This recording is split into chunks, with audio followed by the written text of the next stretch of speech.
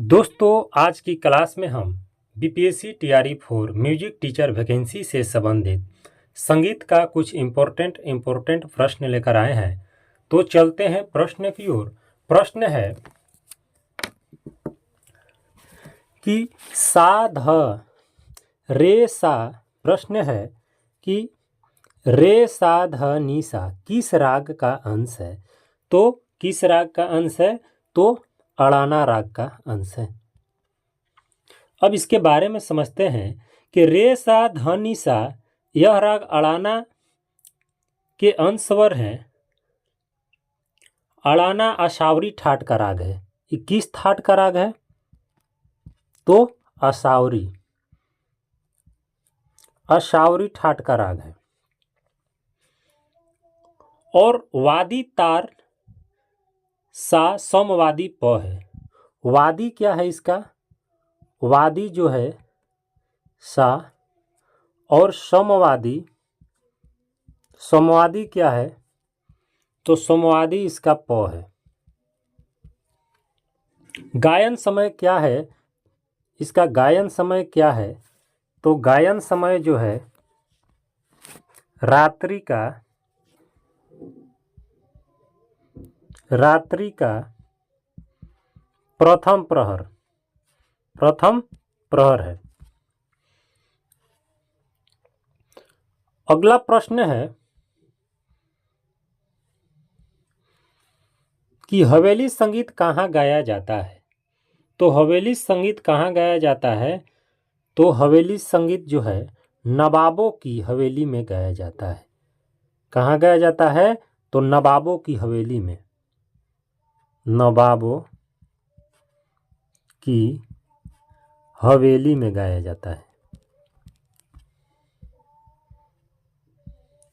अगला प्रश्न है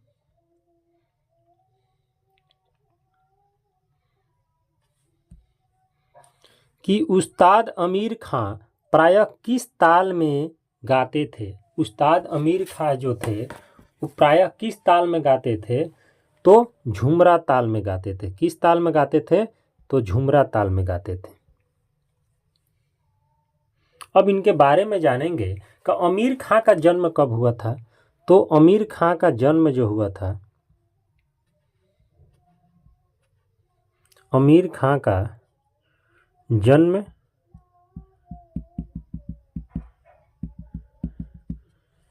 इनका जन्म कब हुआ था? तो 15 अगस्त 1912 में। 1912 में हुआ था। कहाँ हुआ था? तो अकोला में हुआ था। अकोला में हुआ था। अमीर खां की गुरु कौन थे? तो रजब अली खां थे। इनका गुरु कौन थे? गुरु थे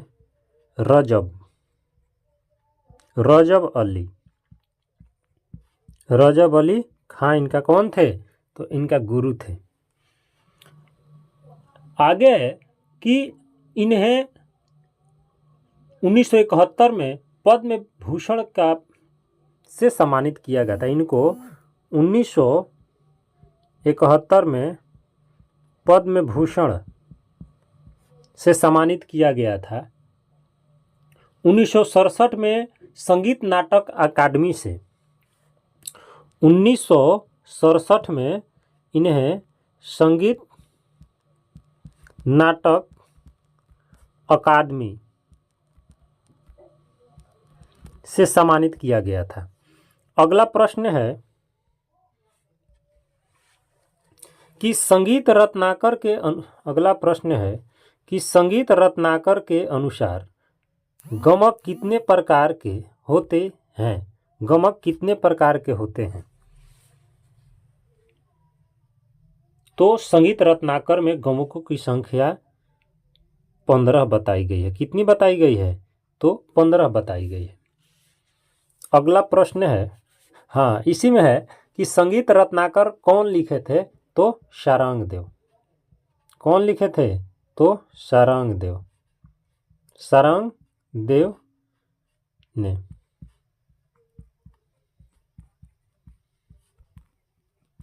लिखा था। संगीत का संगीत का जो हम परिभाषा लेते हैं, परिभाषा वो इसी संगीत रत्नाकरे से लेते हैं। अगला प्रश्न है,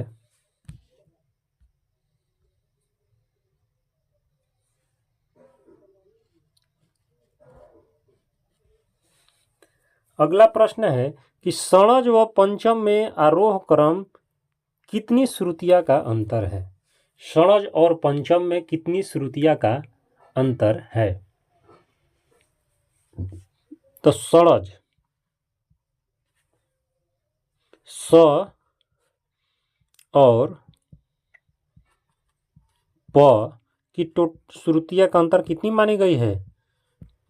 13 श्रुतियां का अंतर मानी गई है। कितनी? 13 श्रुतियां का अंतर। इसमें और है कि श्रुतियों की संख्या कितनी है। तो श्रुतियों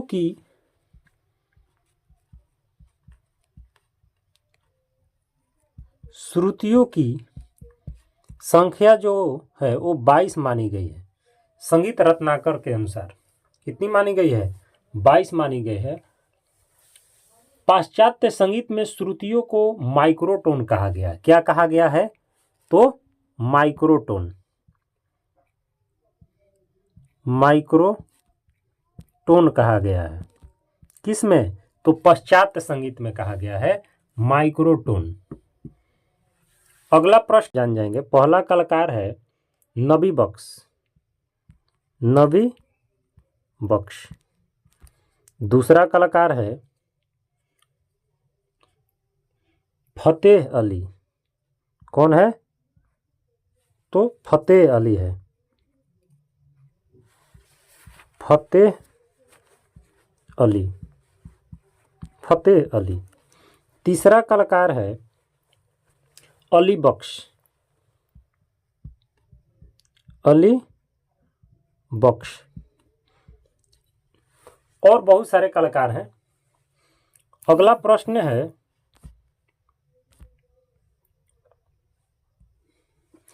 कि इचलंकर जीकर किसके गुरु थे।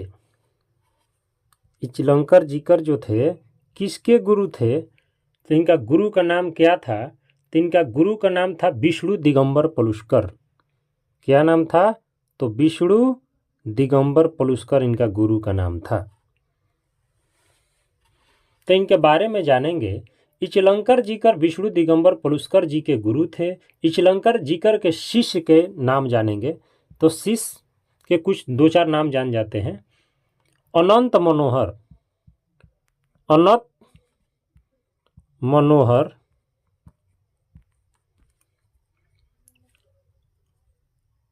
जोशी। एक और शिष्य का नाम जानेंगे नीलकंठ बुआ। क्या? नीलकंठ बुआ, नीलकंठ बुआ। एक और शिष्य का नाम जानेंगे वासन राव। क्या नाम है? वासन राव, वासन राव। अगला प्रश्न है कि रविंद्र संगीत देश के किस भाग से संबंधित है। तो पश्चिम बंगाल से। किससे? तो पश्चिम बंगाल से संबंधित है। इनके बारे में जानेंगे कि ये क्या थे। तो एक संगीतकार थे, संगीतकार थे, नाट्यकार थे और उपन्यासकार थे, उपन्यासकार थे। कौन? तो रविंद्र संगीत। अगला प्रश्न है कि राग खमाज का वादी स्वर क्या है। तो राग खमाज का वादी स्वर जो है वो क्या है? तो ग है। और इसका समवादी क्या है? तो समवादी जो है वो क्या है? तो नी है। अब इसके बारे में जानेंगे कि आश्रय, ये अपने ठाट का आश्रय राग है। क्या है? आश्रय राग है, आश्रय राग है। किसका? आश्रय राग है। आश्रय राग है। किसका? अपने ठाट का। आगे इसमें जानेंगे कि इसकी जाति जो है षाडो संपूर्ण है। क्या है? जाति के बारे में जानेंगे कि जाति क्या है। तो षाडो संपूर्ण। षाडो संपूर्ण का मतलब 6 और 7 स्वर लगता है। और गाया कब जाता है? गाया कब जाता है? रात्रि का द्वितीय प्रहर में। अगला प्रश्न है कि अलादीन खां कहाँ रहते थे? तो अलादीन खां जो रहते थे वो मैहर में रहते थे। अलादीन खां का जन्म कब हुआ था? तो इनका जन्म जो हुआ था कब हुआ था? तो 1872 ईस्वी में हुआ था। और कहाँ और कब हुआ था? तो 1872 ईस्वी में। इनका गुरु का नाम क्या था? तो गुरु का नाम जो था वो क्या था? तो वजीर खां। वजीर खां इनका क्या थे? तो गुरु थे वजीर खां। अब है कि वजीर खां के शिष्य कौन थे? शिष्य तो इनका जो शिष्य थे, शिष्य नंबर 1 रविशंकर, फिर है पन्नालाल, दूसरा पन्नालाल है। अगला प्रश्न है कि नाधी धीना किस ताल का अंश है? तो आड़ा 4 ताल का अंश है। किसका है? तो आड़ा 4 ताल का अंश है। अब इसके बारे में जानेंगे कि आड़ा 4 ताल में 14 मात्रा होता है और 7 विभाग होता है। 7 विभाग होता है। इसमें 1, 3, 7, 11 पर ताली और 5, 9, 13 पर खाली होता है। अगला प्रश्न है, अब जानेंगे कि विपंची किस वाद्य से जुड़ा हुआ है? तो विपंची किस वाद्य से जुड़ा हुआ है? तो वीणा से। अब इसके बारे में कि विपंची है क्या? तो वीणा या तंतु वाद्य में प्रयोग होता है। कौन प्रयोग होता है? तो विपंची प्रयोग होता है। इसके 2 रूप होते हैं। पहला रूप होते हैं उत्तर भारतीय वीणा और दूसरा होते हैं दक्षिण भारतीय वीणा। दक्षिण भारतीय वीणा। अगला प्रश्न है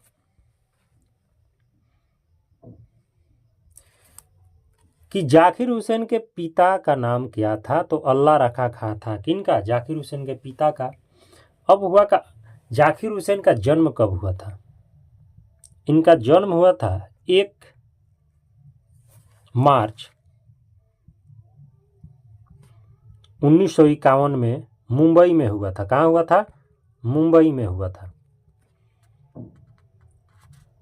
और इनको 1999 में नेशनल हेरिटेज पुरस्कार मिला था। क्या मिला था? पुरस्कार मिला था।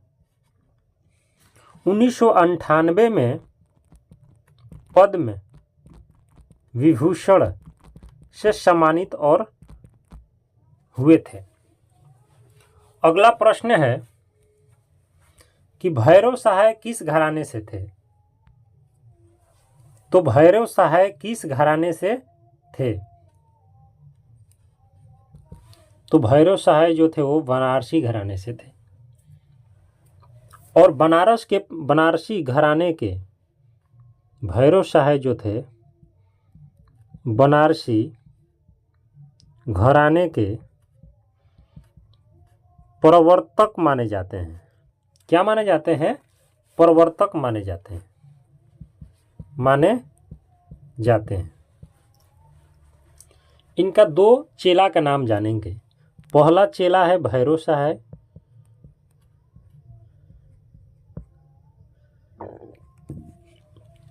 दूसरा जानकी शाह। दूसरा कौन है? जानकी शाह। 2 चेला तो और है, लेकिन 2 ही जानेंगे, मेन है। अगला प्रश्न है तो तिलवाड़ा में गाया जाता है क्या? तो बड़ा ख्याल।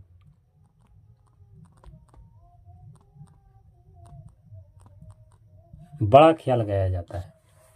इस ताल के संगत 16 मात्रा के बड़े ख्याल के साथ होता है। किसके? 16 मात्रा के बड़े ख्याल से होता है। इसमें कितने विभाग होते हैं? 4 विभाग होते हैं। कितने विभाग होते हैं? 4 विभाग होते हैं। 1, 5, 13 पर खाली ताली जो होती है, ताली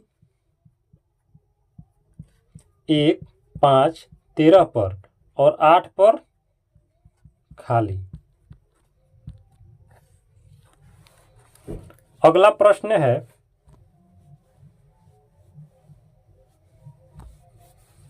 कि आचार्य केसी डी बृहस्पति के लेखक का प्रमुख बिंदु क्या है? केंद्र का तो प्रमुख बिंदु क्या है? तो संगीत रत्नाकर है। क्या है?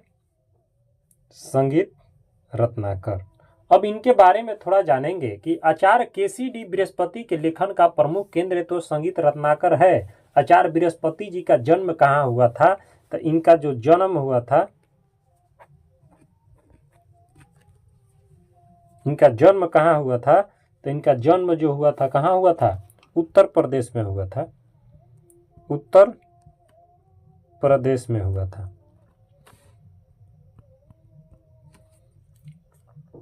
कहाँ हुआ था? तो उत्तर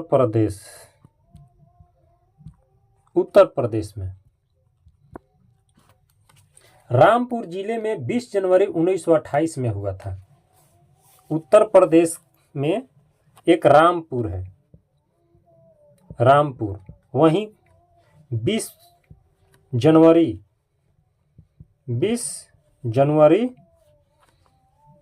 1918 को हुआ था।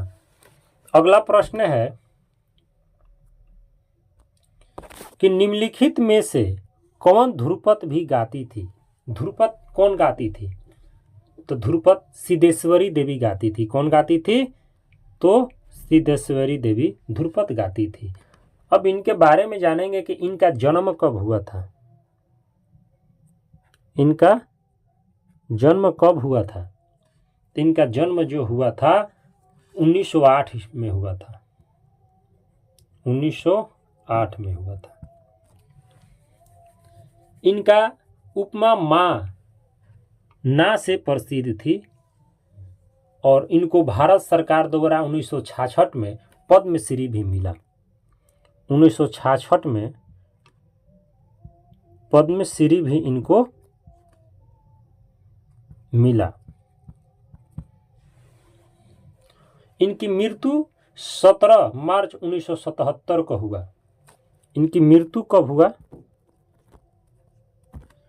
तो 17 मार्च 1977 को हुआ। अगला प्रश्न है कि अनुराधा तबला वादिका किसकी शिष्य है? तो जाकिर हुसैन के शिष्य है। किसकी है? तो जाकिर हुसैन की शिष्य है। अभी हाल ही में जाकिर हुसैन की मौत हो गई। वो अब इस दुनिया में नहीं रहे। वो बहुत ही अच्छे लेवल के तबला कलाकार थे। अब इनके बारे में जानेंगे कि जाकिर हुसैन के शिष्य थी किशन महाराज के अन्य शिष्य थे। जैसे मेहता कुमार बोस, अनिल पालित, कपिल देव सिंह, शिव कुमार सिंह, महेंद्र सिंह, सुखविंदर सिंह, रामधारी, संदीप दास आदि थे।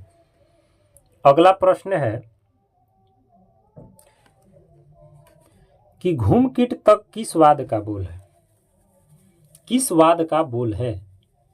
तो मृदंग का है। किसका है? मृदंग का बोल है। कहा जाता है कि स्वाति नामक व्यक्ति ने मृदंग का आविष्कार किया था। इसका आविष्कार किसने किया था? आविष्कार किसने किया था? तो स्वाति नामक व्यक्ति, स्वाति नामक व्यक्ति ने किया था।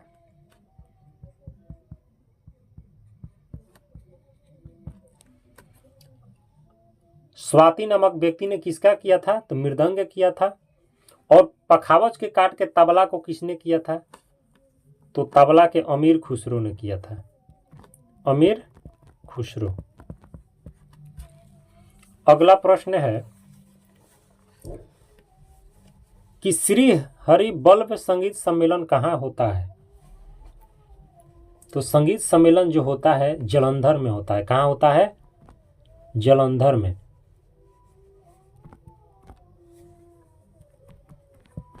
जालंधर में होता है। तो दोस्तों आज की क्लास हम इतना ही प्रश्न से समाप्त करते हैं। अगर मेरा वीडियो आप लोगों को पसंद आया हो तो मेरे चैनल को लाइक, शेयर और सब्सक्राइब करना बिल्कुल ना भूलिएगा। धन्यवाद।